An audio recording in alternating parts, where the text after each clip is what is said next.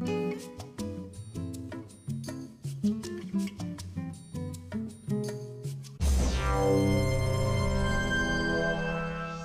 everyone, thank you for clicking. This is episode 2 of The Final Bosman. On today's episode, I want to post up a list of rules for the series, and then I want to cry about what rich people are doing to video games. Let's get started.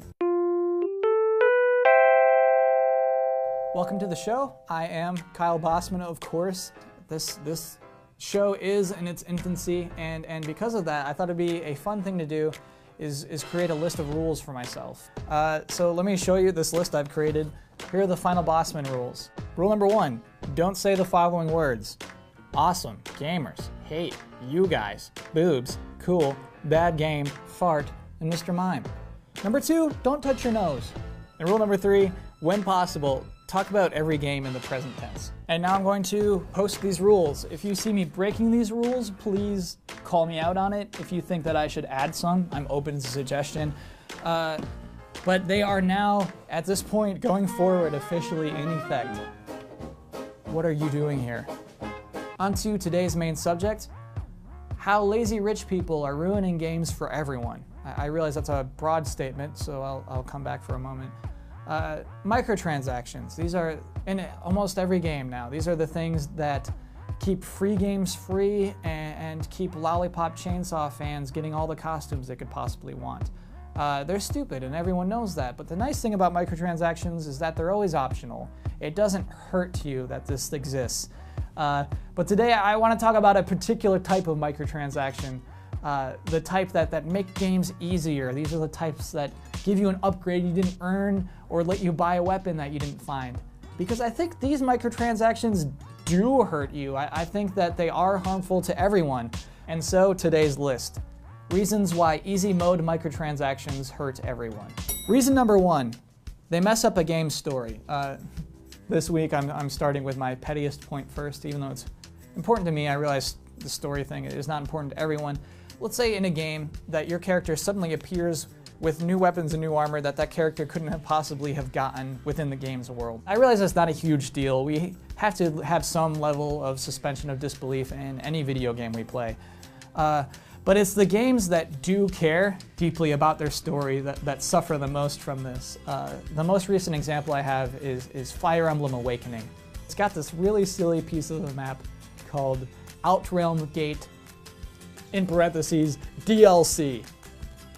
This is where you go to spend money, is what the map says. And in this Outrealm Gate, you and your party can travel into various other worlds. And in these worlds, there's a map you can purchase where you can earn gold faster than you could in the regular game. And there's another map you can purchase where you can get experience points and level up faster than you could in the actual game. And you can play those maps as many times as you want. You couldn't do that in the regular game. You can't just grind levels over and over and over because it's a story that's progressing forward.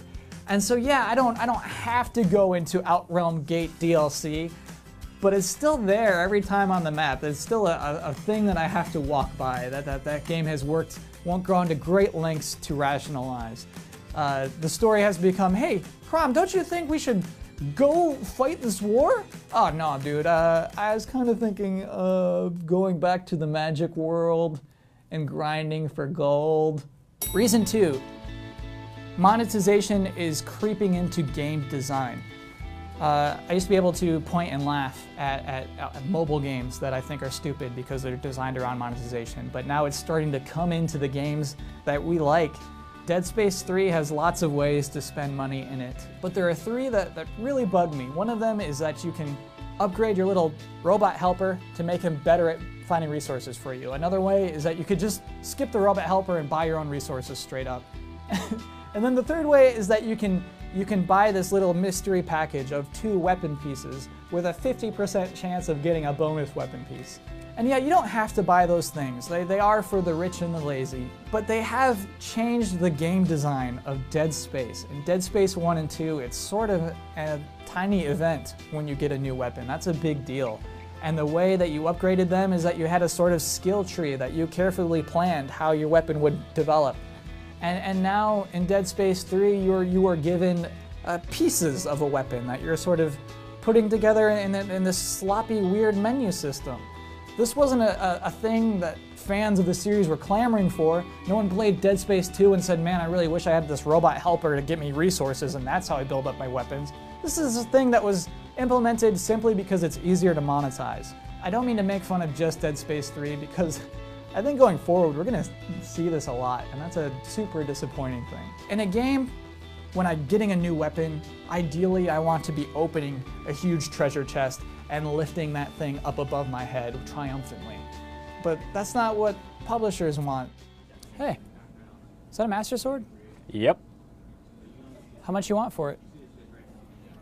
$3? Okay. All right.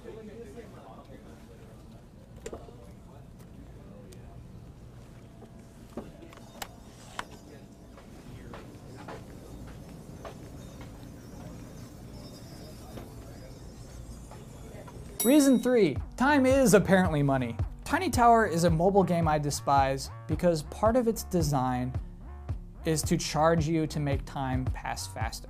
If you're patient, you don't have to spend any money in Tiny Tower, but the funny thing is it's in its tutorial phases, it teaches you how to do it. It says, hey man, this is taking a long time, right?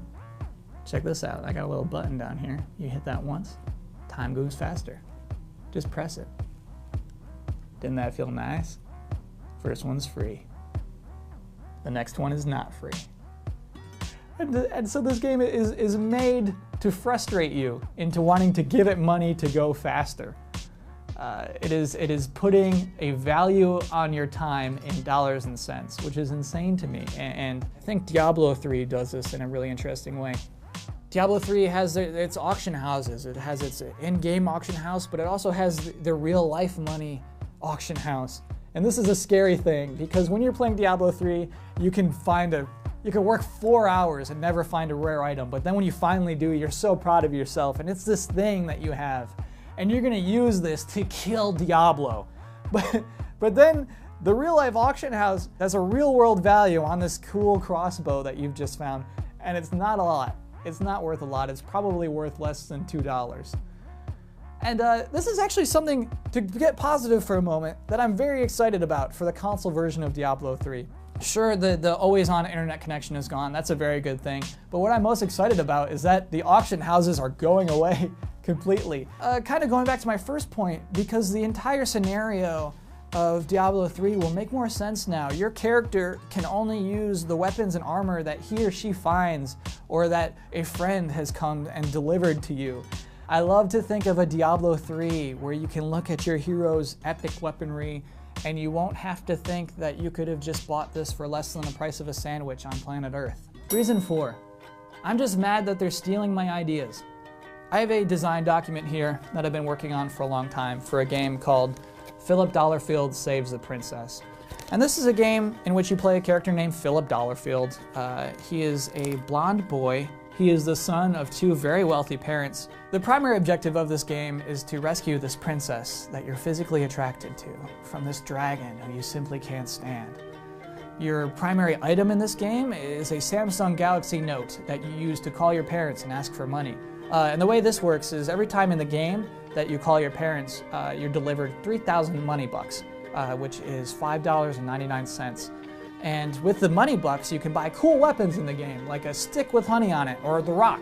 There are higher scale weapons and armor. There's the laser suit of armor, which costs 4.2 million money bucks, which equates to 8,386 US dollars. And I know what you're saying at this point. You're like, I don't have $8,000 to spend on your game, man. I don't want to play this game where I have to buy money bucks. Relax. You can earn money bucks in the game by fighting the mouse monsters with your bare hands for 6 hours. That gets you 1 money buck. And then when you get to the final battle with the dragon you just can't stand, you have to make eye contact with him, because any flinch he makes correlates to an action you have to take. And if you make one wrong move, Buster, you're gonna die. Or you could pay $3 US to skip to the credits. But, I mean, I don't know. I kind of feel like a lot of my deals are getting stolen by big video game developers and small independent mobile studios. Philip Dellerfield's never gonna happen. He's never gonna have sex with that princess. I told you to go. Get the hell out of here. I will not say your name. You're a weird little creature, and I don't want you here. You go. That is the end of the episode.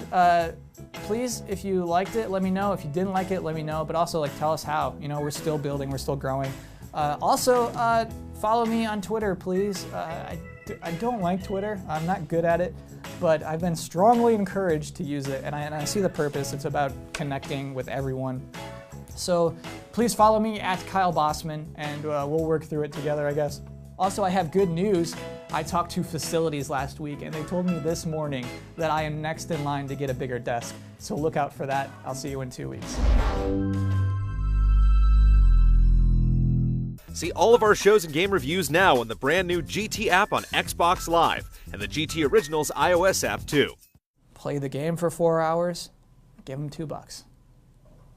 Kill Diablo, eat a sandwich. Ow, ow, ow, ow, ow.